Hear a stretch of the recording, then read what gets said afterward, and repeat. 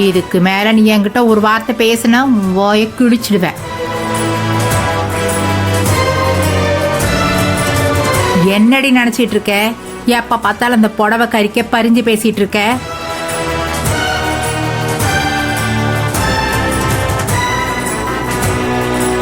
அவங்கள பத்தி உனக்கு தெரியும்ல, எதுவும் கண்டுக்காத போ. இதோ அம்மன் ஊர்வலம் கிளம்பிடுச்சு. எல்லாரும் கன்னத்துல போட்டுக்கிட்டு கையெடுத்து கும்பிட்டுக்கோங்க. ஆமா, நீ சொன்னாலும் சொல்லலாலும் என் மருமக அம்மன் தான். கையெடுத்து கும்பிடுறதுல தப்பு இல்ல. ஏன்கா இப்படி வாயை கொடுத்து வாங்கி கட்டிக்கிற? கொஞ்சம் சும்மா இருக்கா? போடா. எதையும் யோசிக்காத போ.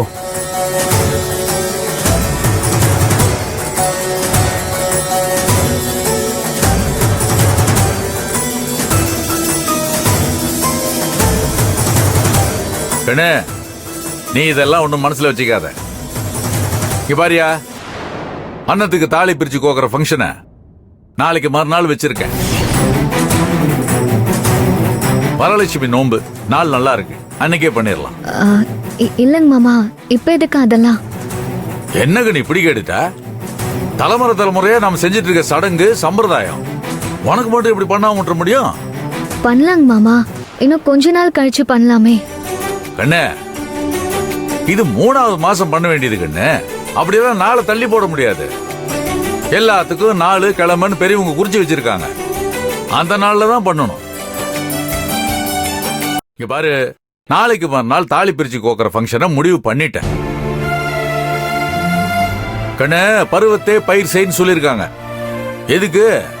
காலகாலத்துல எல்லாத்தையும் கரெக்டா செய்யணுன்றதுக்காகத்தான்.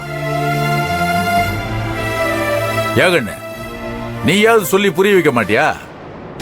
ஏன் பிள்ளையே அவனுக்கு வேலை போயிடுமோ இருக்குமோன்னு தெரியாம மன உளைச்சல்ல சங்கடப்பட்டுக்கிட்டு கிடக்குறான். இதுல வேற பொண்டாட்டிக்கிட்டு தாலி பிரிச்சு கோக்குற ஃபங்க்ஷனை சொல்லி அவன் எப்படி ஒத்துக்க சொல்லுவான்?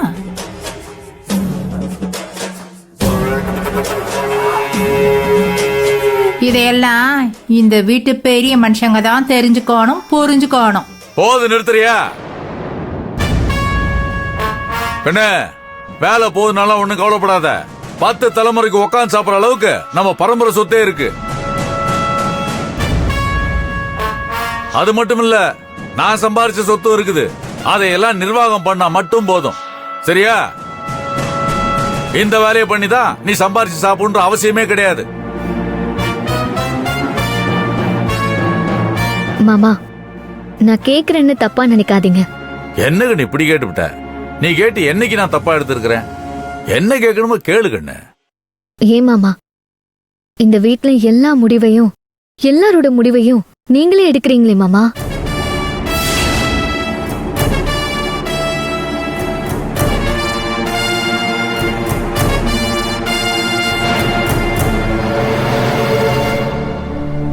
நான் இப்படி கேட்டதுக்காக என்ன மன்னிச்சிருங்க மாமா. எல்லாரும் நல்லா இருக்கணுங்கிறதுக்காக தான் நீங்க எல்லாரோட முடிவையும் எடுக்கிறீங்க. அது நல்ல முடிவான்னு யோசிக்கிற நீங்க அது சம்பந்தப்பட்டவங்களுக்கு விருப்பமான முடிவான்னு யோசிக்க மாட்டேங்கிறீங்களே மாமா.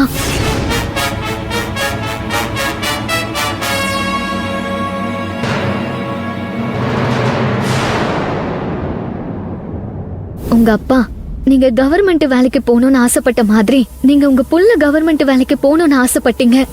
அந்த ஆசை நியாயமான ஆசைதான். ஆனா அது உங்க புள்ளைக்கு பிடிச்ச ஆசையா, விருப்பமான ஆசையான்னு கேட்டீங்களா மாமா?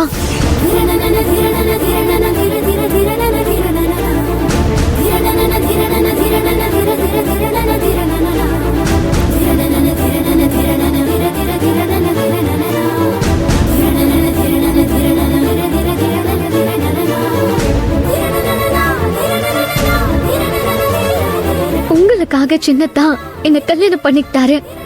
அப்பவும் அவர்கிட்ட இந்த கல்யாணத்துல உனக்கு விருப்பம் இருக்கா, பிடிச்சிருக்கான்னு கேட்டீங்களா மாமா?